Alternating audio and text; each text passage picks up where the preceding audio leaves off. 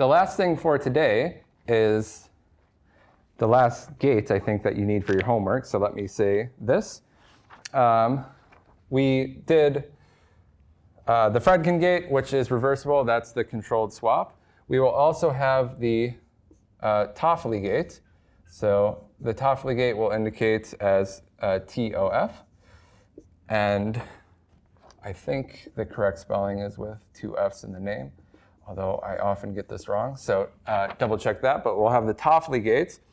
This is going to be not a controlled version of the swap gate, but actually another controlled version of the C0 gates. So we'll think about this as a controlled C0, which is itself a controlled knot. So I have a controlled knot here. And the way that will work is I'll have 2 bits of input. Let's call them A and B. And the third bit will be C. And the output will be A and B not changing.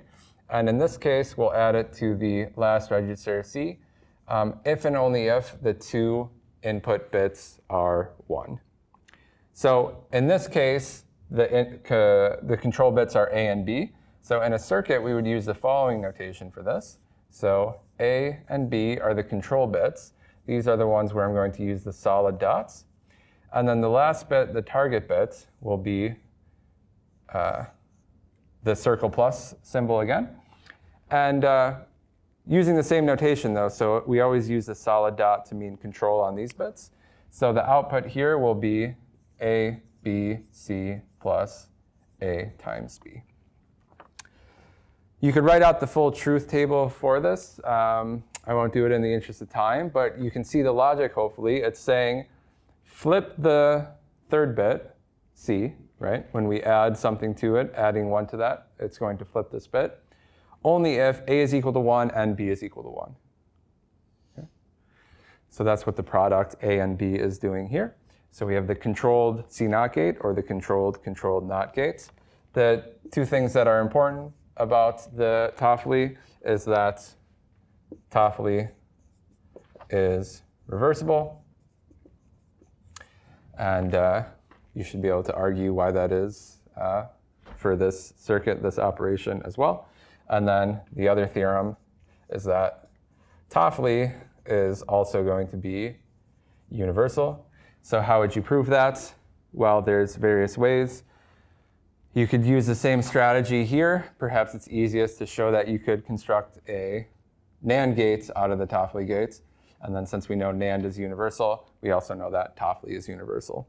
It's not too hard to figure out how to do this, but this is a potential hint type of question I might ask on a quiz. The last thing I'll note is that this discussion of reversible and irreversible computing, as we mentioned on the first day, relates a lot to the history of thermodynamics, and in particular with Maxwell's demon. So we won't cover it in class, but you can read about Maxwell's demon on box 3.5,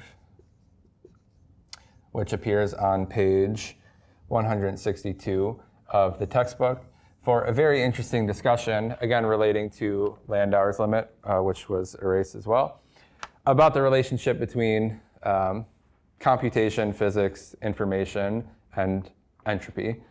Very interesting thought experiment that still to this day is discussed and very important.